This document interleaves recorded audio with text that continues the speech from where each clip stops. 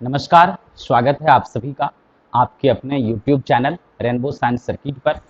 यहाँ हम लोग आज क्लास 10th के केमिस्ट्री के दूसरे चैप्टर अम्ल क्षारक एवं लवण एसिड बेस एंड सॉल्ट को पढ़ने जा रहे हैं। और इस चैप्टर को जैसा कि पिछले कई दिनों से आप पढ़ते आ रहे हैं और लास्ट क्लास में आपने पढ़ा था साधारण नमक से रसायन, और वहाँ आपने जाना था कि जो साधारण नमक है, कॉमन सॉल्ट है, उससे कई प्रकार के रसायन प्राप्त होते हैं। और मुख्य रूप से हमारे सिलेबस में 4 रसायनों की चर्चा की गई है, जिनमें से आपने सोडियम हाइड्रोक्साइड को पढ़ लिया, उसके बनाने की विधि, उसका उपयोग, इन सभी बातों पर विस्तार से चर्चा हुई है। दूसरा रसायन जो हम लोग पढ़े थे वह था हमारा विरंजक चूर्ण, ब्लीचिंग पाउडर। उसकी भी चर्चा हो चुकी है, उसके उपयोग पर हम लोगों ने विस्तार से बात किया था।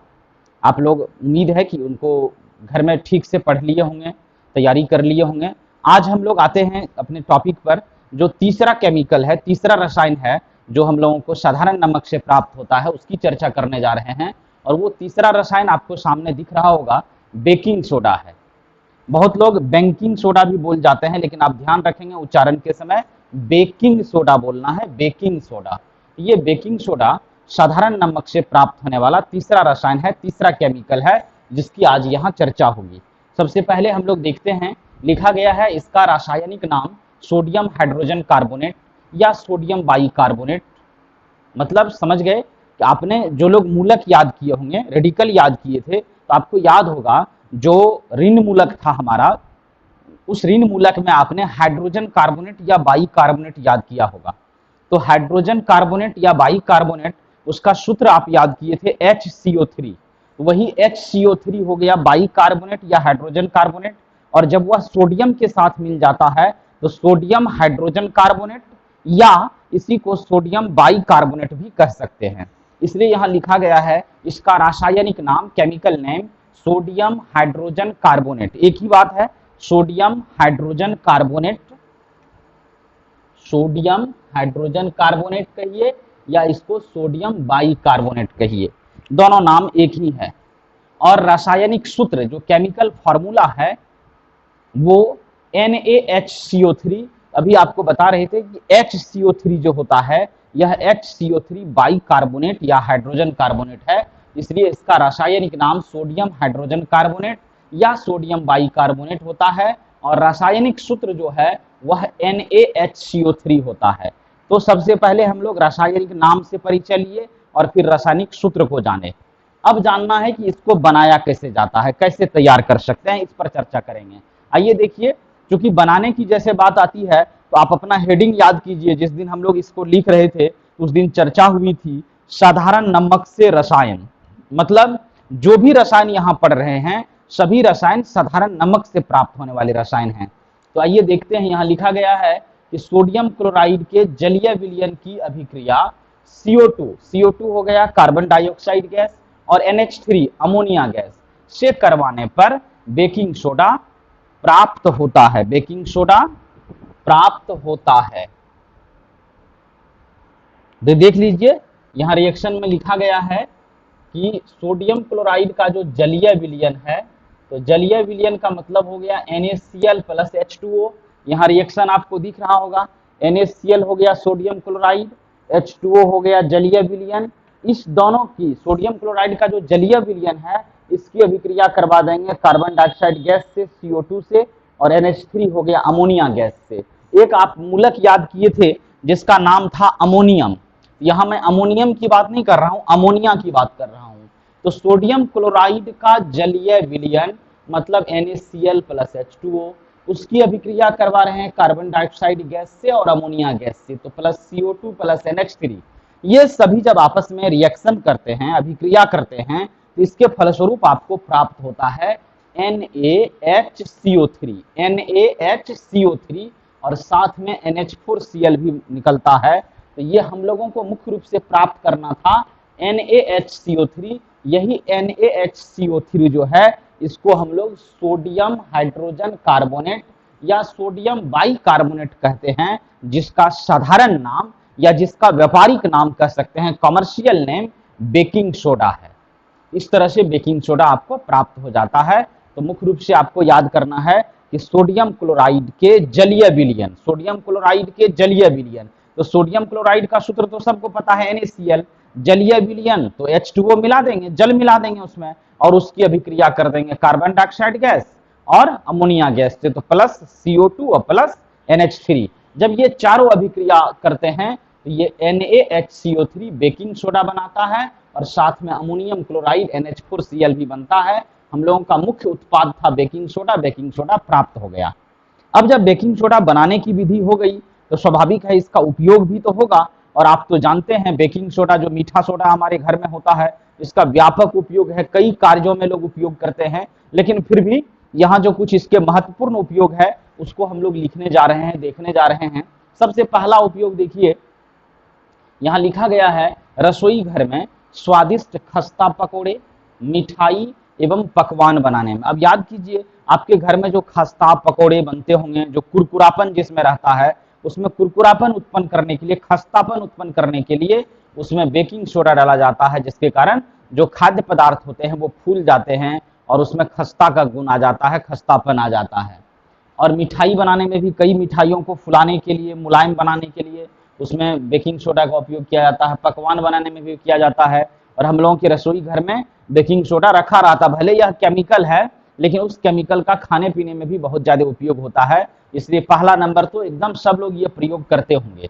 दूसरा उपयोग देखिए बहुत महत्वपूर्ण है, जो हम लोगों को जानना जरूरी है, लिखा गया है खाद्य पदार्थों को शीघ्रता से पकाने में। अब क्या होता है कि कुछ खाद्य पदार्थ होते हैं जो जल्दी नहीं पकते हैं, तो जो जल्दी नहीं पकते हैं, पकने में बहुत लंबा समय लगता है। कभी आपने ट्राई किया होगा चना का दाल, वो चना के दाल को अगर हम लोग खुले बर्तन में जैसे डेगची या कढ़ाई इस सब में बनाते हैं तो बहुत देर लगता है उसको पकने में। प्रेशर कुकर में भले वो जल्दी पक जाता है, लेकिन खुले बर्तनों में वो थोड़ा सा ज्यादा समय लगता है। और उस स्थिति में आप इसको ट्राई करके देखेंगे कि जिस बर्तन में आप चना का दाल पका रहे हैं, खुले बर्तन में, आप 1 या 2 चुटकी मीठा सोडा डाल देंगे, उसमें बेकिंग सोडा डाल देंगे, आपको आश्चर्य होगा, हैरत में पड़ जाएंगे आप कि जो दाल 40 मिनट में पक रही थी, 50 मिनट में पक रही थी, वो दाल 20 मिनट में पक कर तैयार हो जाएगी। मतलब खाद्य पदार्थों को तेजी से, शीघ्रता का मतलब हुआ जल्दी, जल्दी पकाने के लिए भी बेकिंग सोडा का उपयोग किया जाता है। तीसरा नंबर, ये भी आप जानते होंगे पहले से, पाव रोटी या केक को मुलायम तथा स्पंजी बनाने में। बाजार से जो हम लोग पाव रोटी ब्रेड लाते हैं खरीद कर या केक लाते हैं खरीद कर, तो देखे होंगे काफी मुलायम होता है, स्पंजी होता है, दबाते हैं तो दबता है, छोड़ देते हैं तो फिर पहले के रूप में आ जाता है। ये मुलायम और स्पंजी बनाने के लिए भी इसी बेकिंग सोडा का उपयोग किया जाता है। चौथा उपयोग है पेट की अम्लीयता, एसिडिटी को दूर करने में एंटासिड के रूप में उपयोग किया जाता है। आप याद कीजिए, जब अम्लीय क्षारक पीछे पड़ रहे थे तो वहां आपने पढ़ा था कि कभी कभार जब अपच हो जाता है हमारे शरीर में, भोजन ठीक से नहीं पचता है, तो हमारा जो स्टमक है, आमाशय है, वो बहुत ज्यादा मात्रा में हाइड्रोक्लोरिक अम्ल उत्पन्न कर देता है। हमारे आमाशय से हाइड्रोक्लोरिक अम्ल HCl उत्पन्न होता है, और जब बहुत ज्यादा मात्रा में अम्ल उत्पन्न हो जाता है उस स्थिति में क्या होता है, जो हमारे शरीर में, हमारे पेट में खास करके दर्द और जलन होता है। इसी को कहते हैं अम्लीयता, अम्ल बढ़ जाना, शरीर में पेट में अम्ल बढ़ जाना, इसी को अम्लीयता या एसिडिटी कहते हैं। और अम्ल जब बढ़ गया तो आप जानते हैं कि उसको दूर करने का काम कौन करेगा, क्षारक करेगा। तो ये जो बेकिंग सोडा होता है एक तरह का दुर्बल क्षारक होता है, इसलिए जैसे हम लोग बेकिंग सोडा का घोल या शरबत पी लेते हैं, तो ये क्षारक जब हमारे पेट में जाता है, जहां अम्ल की अधिकता है वहां पर जैसे क्षारक पहुंचता है तो अम्ल को यह क्षारक उदासीन कर देता है और हम लोगों को दर्द तथा जलन से राहत पहुंचाता है। इसलिए इस बेकिंग सोडा का उपयोग एसिडिटी दूर करने के लिए, अम्लीयता दूर करने के लिए एंटासिड के रूप में किया जाता है। आपको याद होगा मिल्क ऑफ मैग्नीशिया का सबसे ज्यादा उपयोग होता है एंटासिड के रूप में। लेकिन कभी अचानक ऐसा हो जाए कि किसी को एसिडिटी की शिकायत हो जाए, आपके घर में मिल्क ऑफ मैग्नीशिया या इनो पाउडर नहीं है, लेकिन अगर आपके रसोई घर में मीठा सोडा है, तो एक आध चुटकी मीठा सोडा 1 कप पानी में मिला करके पी लेने से भी राहत महसूस हो सकती है। लेकिन इसका हमेशा प्रयोग नहीं करना, फिर ये खतरनाक हो जाएगा। तो कभी कभार के लिए, इमरजेंसी के कंडीशन में आप इसका प्रयोग कर सकते हैं। यह भी पेट की अम्लीयता को, एसिडिटी को दूर करता है, क्योंकि एक प्रकार का क्षारक है। अब आते हैं 5वें उपयोग पर, सोडा अम्ल अग्निशामक के निर्माण में। यह भी एक बहुत महत्वपूर्ण उपयोग है बेकिंग सोडा का, कि सोडा अम्ल अग्निशामक आपने देखा होगा, जो वो लाल रंग का एक सिलेंडर गैस एजेंसी में, बैंक में, आपके स्कूल में, बहुत लोगों के रसोई घर में भी लगा रहता है, आग बुझाने वाला यंत्र।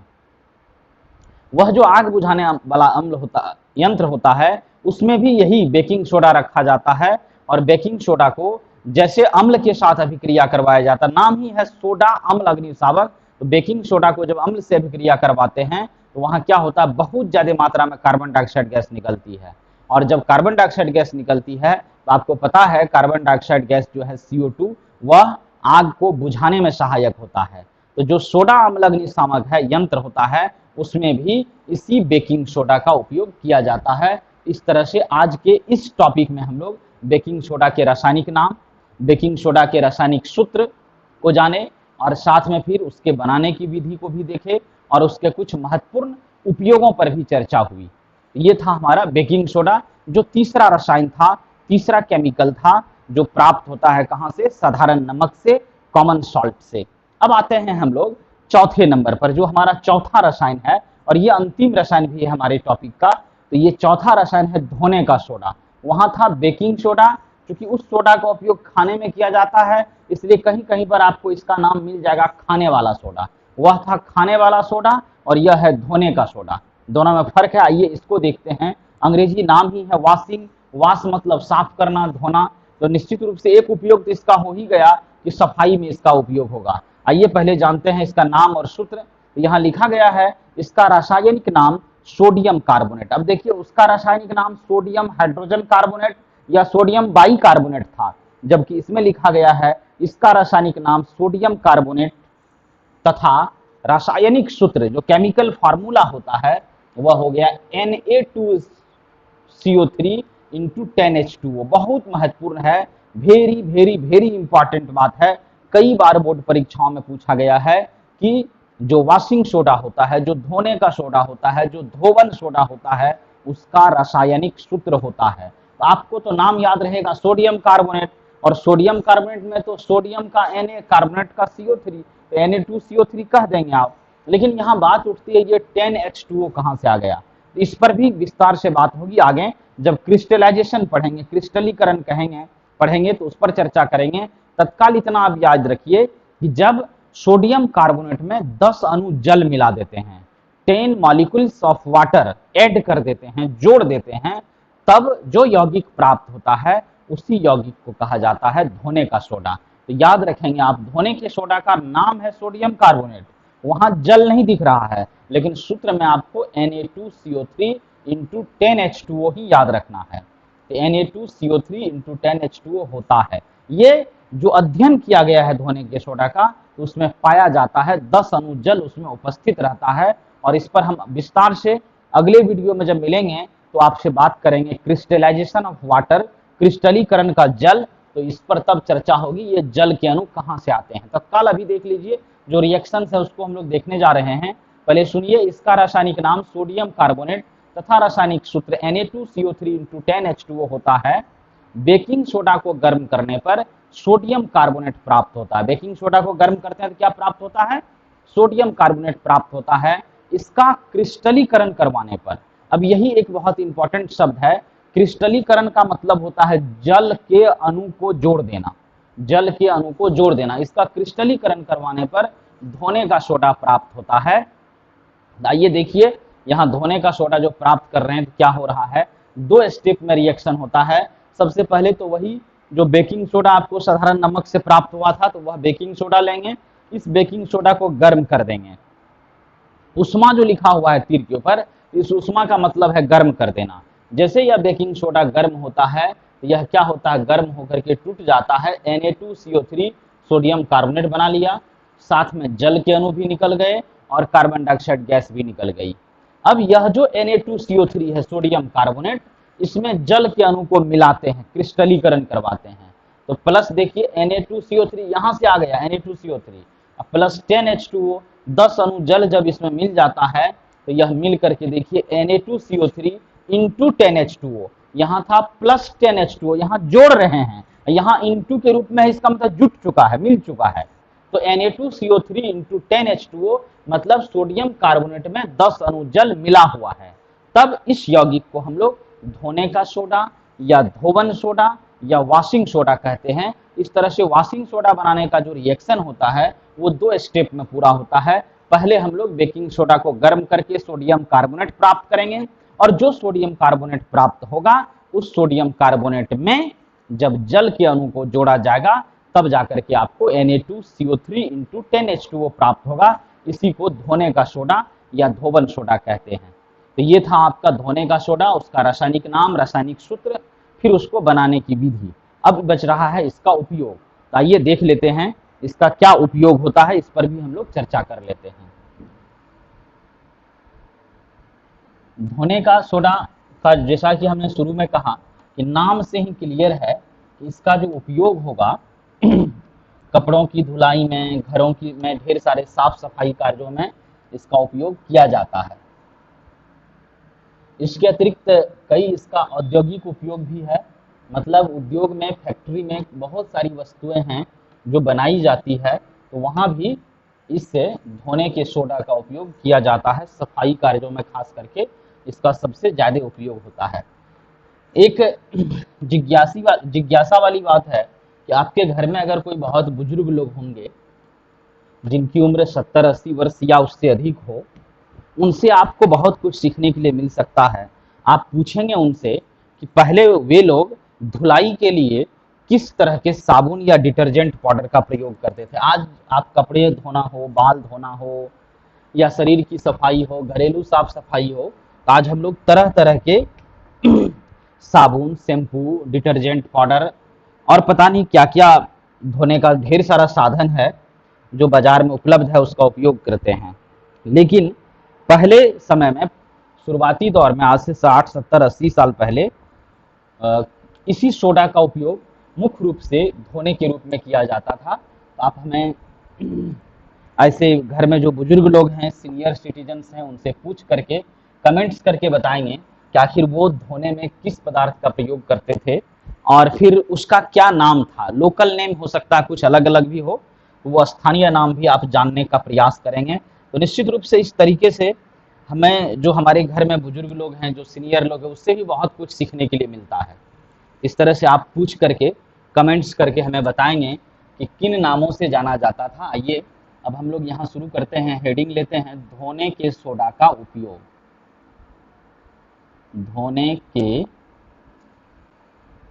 सोडा का उपयोग। नाम से क्लियर है, यह काफी उपयोगी है धोने का सोडा। और इसका क्या क्या उपयोग होगा, तो सबसे पहला जो उपयोग है धोने के सोडा का, वह उपयोग हो जाता है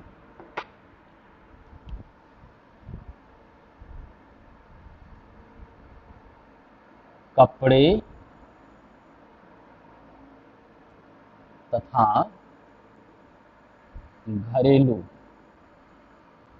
साफ सफाई में।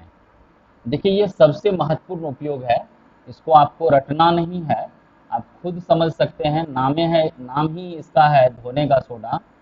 तो कपड़े की धुलाई में, सब साफ करने में, और फिर हम लोग इसका उपयोग कहाँ करेंगे, घरेलू साफ सफाई में। जो दूसरा उपयोग होगा, कांच उद्योग में भी इसका उपयोग होता है, कागज उद्योग में भी इसका उपयोग होता है। और अभी चर्चा कर रहे थे कि जब यह धुलाई में उपयोग किया जाता है तो साबुन भी धोने का बहुत बड़ा साधन है, तो साबुन उद्योग में भी होता है। कांच, कागज, साबुन इत्यादि उद्योग में, इन सभी उद्योगों में भी धोने के सोडा या वॉशिंग सोडा का उपयोग किया जाता है।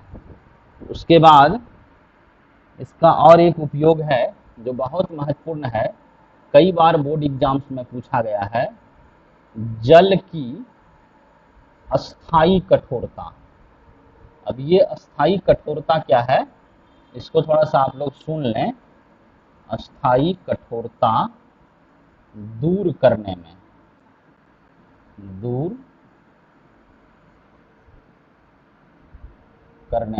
जल की अस्थाई कठोरता का यहाँ मतलब है कि खास करके जो समुद्री जल होता है, तो उस जल में नमक की मात्रा बहुत अधिक रहती है, वो खारापन रहता है। तो जो खारा जल होता है उसी को हम लोग कठोर जल भी कहते हैं, और उसी कठोर जल को मृदु जल बनाने में हम लोग इस धोने के सोडा का उपयोग करते हैं। इसे लिखा गया है जल की अस्थायी कठोरता को दूर करने में याद रखिएगा कि धोने के सोडा का उपयोग होगा। उसके बाद एक और उपयोग है इसका, आपने नाम सुना होगा बोरेक्स या सुहागा। बोरेक्स या सुहागा तथा अन्य सोडियम यौगिकों, सोडियम यौगिक का मतलब यहाँ है कि जिस यौगिक में सोडियम रहता है, सोडियम यौगिकों के निर्माण में, यही इसका महत्वपूर्ण उपयोग है। तो एक बार हम लोग फिर से बारी बारी से बात कर लें कि जो धोने का सोडा है उसके 4 उपयोग को यहाँ लिखा गया है। सबसे पहला उपयोग तो आपको पता ही है, कपड़े तथा घरेलू साफ सफाई में इसका उपयोग होता है। दूसरा कांच, कागज, साबुन, कांच, कागज और साबुन उद्योग में भी धोने के सोडा का, वॉशिंग सोडा का उपयोग किया जाता है। कांच उद्योग में जो गंदगी होता होगा उसको निकालने के लिए, सफाई वाले कार्य में, जो कि कांच जो हम लोग लाते हैं, कांच का कोई वस्तु खरीदकर तो पूरा ट्रांसपेरेंट आर पार दिखता है, साफ सुथरा दिखता है। कागज भी जो आप लाते होंगे बहुत साफ रहता है, चिकना रहता है, तो वो उत्पन्न करने के लिए, उसमें सफाई करने के लिए ही धोने के सोडा का उपयोग किया जाता है। और साबुन तो साफ करने वाला वस्तु है ही, तो साबुन के निर्माण में भी इस धोने के सोडा का उपयोग होता है। 3 नंबर पर जो जल की अस्थायी कठोरता है, कई बार ऑब्जेक्टिव प्रश्न पूछा गया है कि जल की अस्थायी कठोरता को दूर करने के लिए आप किस पदार्थ का उपयोग होगा या सोडियम के किस यौगिक का उपयोग होगा। तो याद रखिएगा कि जो सोडियम कार्बोनेट है Na2CO3 जिसको हम लोग कहते हैं क्या, धोने का सोडा या वॉशिंग सोडा, उसका उपयोग किया जाता है किसमें, जल की अस्थायी कठोरता को दूर करने में। और चौथा नंबर है बोरेक्स या सुहागा। कभी आप वो ज्वेलर्स के दुकान पर गए होंगे तो सोना को गलाने के लिए छोटा छोटा केमिकल का प्रयोग करता है, उसी को सुहागा कहते हैं। तो इसलिए उस सुहागा या बोरेक्स तथा अन्य सोडियम के जो यौगिक है उसको बनाने में धोने के सोडा का उपयोग होता है। इस तरह से आज के क्लास में हम लोग जो साधारण नमक से प्राप्त होने वाले 2 रसायन थे उसकी विस्तार से चर्चा हुई। एक रसायन पर आपने बात किया शुरू में जिसका नाम था बेकिंग सोडा, और दूसरा रसायन था आपका धोने का सोडा। इस तरह से दोनों रसायनों पर विस्तार से बात किए, और जो 4 रसायन हम लोगों को पढ़ना था वह आज समाप्त हो गया।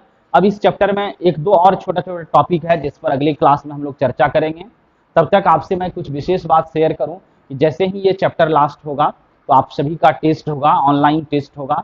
इसलिए मैं रिक्वेस्ट करता हूं कि जो लोग क्लास रेगुलर देख रहे हैं, पढ़ रहे हैं, समझ रहे हैं, और यदि आप चाहते हैं कि हम टेस्ट में भी शामिल हों, आप कहीं से भी हमें देख रहे हो तो उससे कोई फर्क नहीं पड़ता है, लेकिन आपके अंदर जो डेडिकेशन है देखने का, कि कई लोग दूर दूर से भी क्लास देखते हैं, क्वेश्चंस पूछते हैं और अपना कमेंट्स भी बराबर देते रहते हैं, तो बहुत खुशी होती है कि आप दूर रह के भी हमसे कितने जुड़े हुए हैं, कितना मजबूत बॉन्डिंग हम लोगों का है। तो इसलिए आप दूर रह के भी कहीं से भी ऑनलाइन टेस्ट में शामिल हो सकते हैं। बस इसके लिए आपको अपना जो व्हाट्सएप नंबर है वो हमें लिखवाना है, और जो इंस्टीट्यूट का व्हाट्सएप ग्रुप है उसमें आपको जुड़ जाना है। जैसे आप व्हाट्सएप ग्रुप में जुड़ेंगे तो समय समय पर जो और सब सूचनाएं होगी वो आपको दी जाएगी, और टेस्ट भी उसी व्हाट्सएप ग्रुप के माध्यम से होगा। क्वेश्चन पेपर आपको व्हाट्सएप ग्रुप पर निर्धारित समय पर भेज दिया जाएगा, और फिर वो जो उसका आंसर होगा, जो आपका आंसर सीट होगा, उसको उसका फोटो खींच करके उसी व्हाट्सएप ग्रुप पर जैसे समय समाप्त होगा एग्जाम का वापस भेज देना है। बहुत लोग जो नंबर भेजते हैं तो क्या कर रहे हैं, अभी जो व्हाट्सएप ग्रुप पर लिख देंगे इस नंबर को ऐड कर दीजिएगा। अब आप सोचिए कि उस नंबर को मैं कहाँ ऐड कर दूंगा, किसके नाम से ऐड करूंगा। इसलिए आप फोन करके हमें बताएं, सीधे मैसेज नहीं करें, आप फोन करें, और फोन करके अपना व्हाट्सएप नंबर लिखाइए, उसमें क्लास, आप अपना एड्रेस, ये सारा चीज देना पड़ेगा। ये सारा चीज लिखवा दीजिए और जल्दी से जल्दी उस व्हाट्सएप ग्रुप पर जुड़िए। जैसे ही ये क्लास समाप्त होगी, अगले 1-2 वीडियो में लग रहा खत्म हो जाएगा, तो जैसे ये चैप्टर खत्म होगा तो फिर आपको और सब बातें डिटेल्स में बताई जाएगी। तब तक आप खूब बढ़िया से टेस्ट की तैयारी कीजिए और उम्मीद है कि इस बार का जो टेस्ट होगा इसमें कुछ क्वेश्चंस हो सकता है पहले चैप्टर से भी होगा, 4 या 5 क्वेश्चंस मेरा प्रयास रहेगा, ताकि इस बहाने आप पिछले चैप्टर का भी रिवीजन कर पाएंगे। तो दोनों चैप्टर से मिला करके क्वेश्चन रहेगा, 4-5 क्वेश्चन ही पिछले चैप्टर से रहेगा, इसलिए आप दोनों चैप्टर का खूब बढ़िया से रिवीजन करें। कहीं कोई डाउट हो तो आप एकदम बेहिचक पूछें, फोन करके या कमेंट्स करके अपनी समस्याएं हमें बता सकते हैं। मेरा हर संभव प्रयास रहेगा कि उसका समाधान करूं। तो आप सभी मन लगाकर पढ़िए। इसी के साथ आज का क्लास समाप्त करते हैं। आप सभी को बहुत बहुत धन्यवाद वीडियो देखने के लिए। अगर वीडियो पसंद आई हो तो लाइक्स करेंगे, अपने दोस्तों के बीच शेयर करेंगे, और जो लोग चैनल को सब्सक्राइब नहीं किए हैं वो कृपया चैनल को सब्सक्राइब कर लेंगे। धन्यवाद। जय हिंद।